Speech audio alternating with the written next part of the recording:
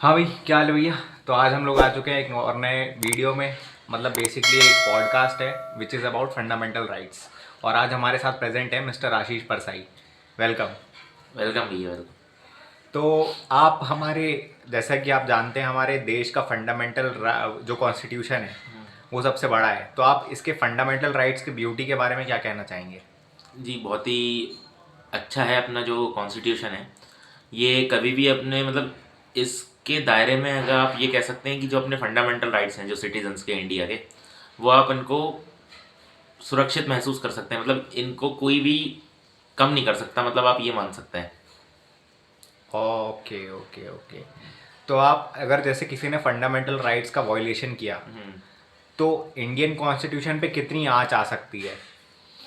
Actually क्या है, ये वॉयलेटेबल है भी नहीं। जो मतलब कॉन्स्टिट्यूशन के जो अपने फंडामेंटल राइट्स हैं, इनको कोई भी गवर्नमेंट कभी भी, कोई भी गवर्नमेंट इनको लेस टर्म में अमेंड नहीं कर सकती। तो मतलब जब भी अगर कोई भी गवर्नमेंट को इसमें कोई अमेंडमेंट करना भी होगा तो वो इसको बढ़ा ही सकती है, कम तो कभी कर नहीं सकती। अगर किसी कोई गवर्नमेंट इसको कम करती है कभी फ्यूचर में, तो उस बाय डिफ़ॉल्ट उसकी पावर नल हो जाएगी। अच्छा, एक छोटा सा इंट्रोडक्शन दे दीजिए आप फंडामेंटल राइट्स के बारे में हमारी ऑडियंस को। देखिए, फंडामेंटल राइट्स ये ऐसे राइट्स है जो कि हमारा संविधान हमें देता है। जो हमारा संविधान है वो वर्ल्ड का सबसे बड़ा संविधान है। तो ये जो अपन को फंडामेंटल राइट्स देता है, ये सबसे ज़्यादा है बाकी किसी कंट्री से।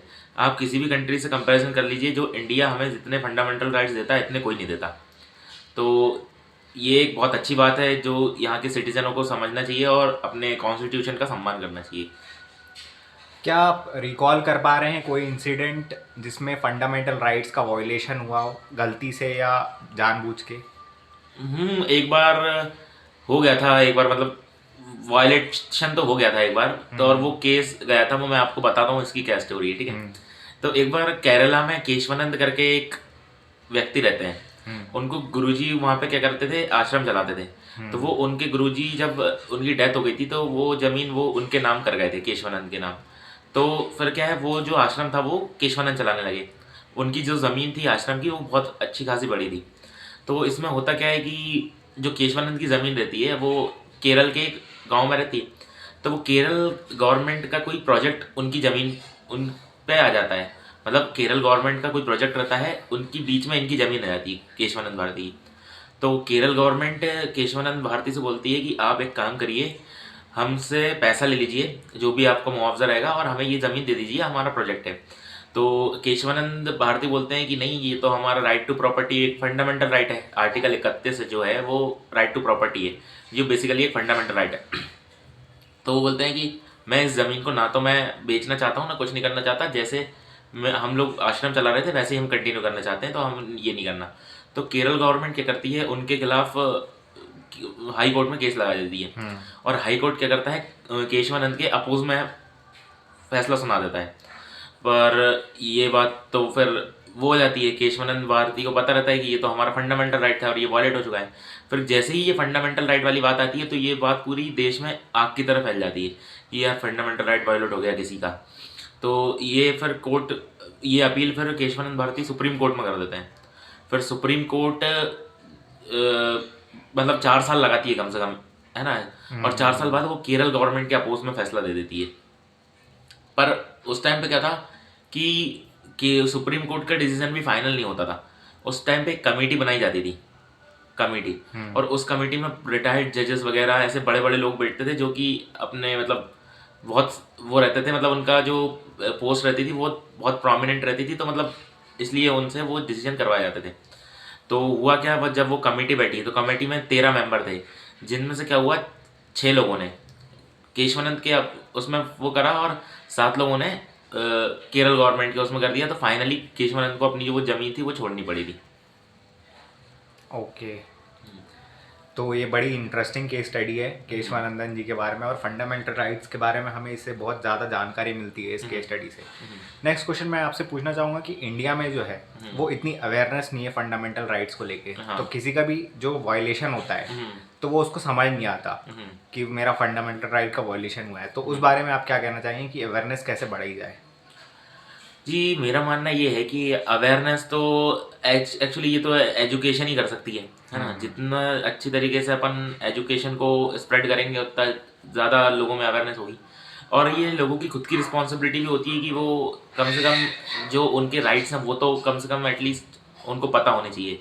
और ये मतलब मेरा मानना ये है कि ये हर एक इंडिविजुअल की जिम्मेदारी होनी चाहिए कि वो कम से कम इतना तो पढ़े कम से कम कि उसको अपने राइट्स पता हो कि इस कंट्री में क्या क्या है। जैसे मैं आपको एग्जांपल देता हूँ, इस अपनी कंट्री में बहुत ज़्यादा डोमेस्टिक वायलेंस भी होता है ना। तो ये क्या है, ये भी नहीं होना चाहिए। ये भी अपना एक फंडामेंटल राइट है जो कि राइट अगेंस्ट एक्सप्लॉयटेशन है। तो ये भी बेसिकली होना नहीं चाहिए, पर होता है ये। तो लोग, क्योंकि लोग अवेयर नहीं है और ना कोई कंप्लेंट होती है ना कुछ होती है। अगर क्योंकि देखो, अगर कंप्लेंट होगी तो इस पर जो है वो उनके फेवर में फैसला आना तय है, क्योंकि ये फंडामेंटल राइट्स और फंडामेंटल राइट्स जुडिशियबल रहता है नेचर में। अच्छा, तो आप फाइनल कंक्लूजन क्या देना चाहेंगे फंडामेंटल राइट्स के बारे में सारे इंडियंस को? कंक्लूजन में यही देना चाहूँगा कि ये बहुत मतलब जो अपना संविधान है ये सबसे ज़्यादा राइट अपन को देता है। तो इसको आप अच्छे से समझें, क्या क्या राइट्स हैं वो समझें। और हाँ, एक बहुत इंपॉर्टेंट बात यह है कि अपने फंडामेंटल राइट्स वहीं तक ही वैलिड है जहाँ तक कि किसी दूसरे के वॉयलेट ना हो। जैसे फॉर एग्जांपल मैं देता हूँ आपको कि अपने देश में घूमने की आज़ादी है ना। आप जहाँ चाहें अपनी मर्जी से जहाँ भी जा सकते हैं। मेरा मन है मेरे को गुजरात जाना है, मैं गुजरात चला जाऊँ। मेरा मन है मुझे केरल जाना है, मैं वहाँ चला जाऊँ। मेरा मन है बांधवगढ़ जाना है, मैं वहाँ चला जाऊँ। तो मतलब कहीं भी जा सकता है, ठीक है। तो पर इसका मतलब ये नहीं है कि अब आप बोलो कि नहीं मैं तो आर्मी कंटोनमेंट जोन है वहीं जाऊँगा। तो ये यहाँ पर आपके फंडामेंटल राइट्स वैलिड नहीं होंगे, क्योंकि वो किसी ऑर्गेनाइजेशन के या किसी व्यक्ति के फंडामेंटल राइट्स को हनन कर रहे हैं वो, है ना। वो सिक्योरिटी पर्पस के लिए वो भी इम्पोर्टेंट है। तो जी देखिए, आजकल जो दिल्ली में किसानों का प्रोटेस्ट चल रहा है, हम्म, पंजाब से और हरियाणा से किसान आए हम्म, किसी बिल को अपोज करने के लिए, पर उनको दिल्ली में घुसने नहीं दिया जा रहा है हम्म, गवर्नमेंट की ओर से। हम्म। तो क्या आप ऐसा समझते हैं कि गवर्नमेंट ने यहाँ पे लोगों के फंडामेंटल राइट्स का वायलेशन किया है?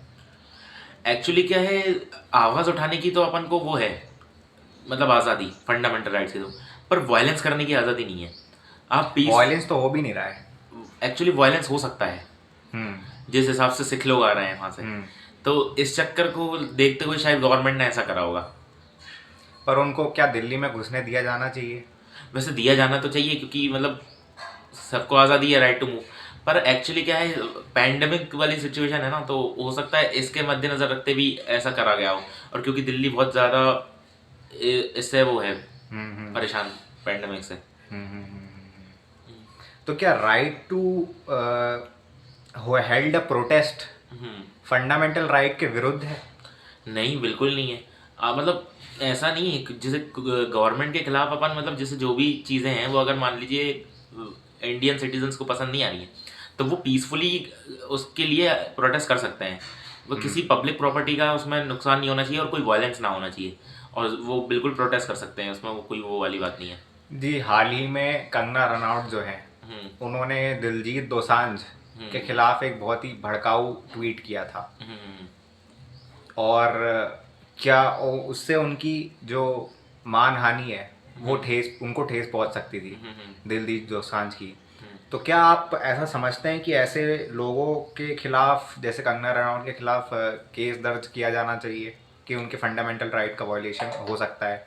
अगर वो दिलजीत चाहे तो वो कर सकता है, क्योंकि उसके फंडामेंटल राइट्स वॉलेट हो रहे हैं, है ना। जैसा कि मैंने आपको बताया था, जैसे अपने फंडामेंटल राइट में राइट टू स्पीच है। पर राइट टू स्पीच का मतलब ये नहीं है कि आप किसी को भी गाली दें या किसी से भी एब्यूजिव लैंग्वेज का यूज़ करें किसी के भी साथ, है ना। आपको मतलब हर सिटीज़न की रिस्पेक्ट और डिग्निटी रखनी पड़ेगी, क्योंकि ये भी एक फंडामेंटल राइट है, right to respect and dignity वाला। तो अगर दिलजीत चाहे तो हो सकता है।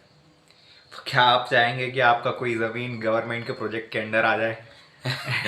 देखिए, अगर आ गई तो अच्छी बात है। तो मतलब गवर्नमेंट ने अब ये रूल बनाया था उस केशवानंद भारती के बाद से कि हाँ। जो भी अगर मान लीजिए पब्लिक की किसी की भी ज़मीन अगर उनके प्रोजेक्ट में आती है तो वो उनको 10 गुना मुआवजा देगी। तो आ जाए तो अच्छी बात है। अच्छा। तो देखिए, जैसे कि आशीष परसाई ने कहा, फंडामेंटल राइट्स कितने इम्पोर्टेंट हैं हमारी कंट्री के लिए और हर एक सिटीज़न के लिए। तो इसके लिए सभी को है ना जागरूक रहना चाहिए। तो आज के लिए बस हम इस डिस्कशन को यहीं पे एंड करेंगे और हम धन्यवाद देंगे मिस्टर आशीष परसाई का। धन्यवाद भैया। धन्यवाद।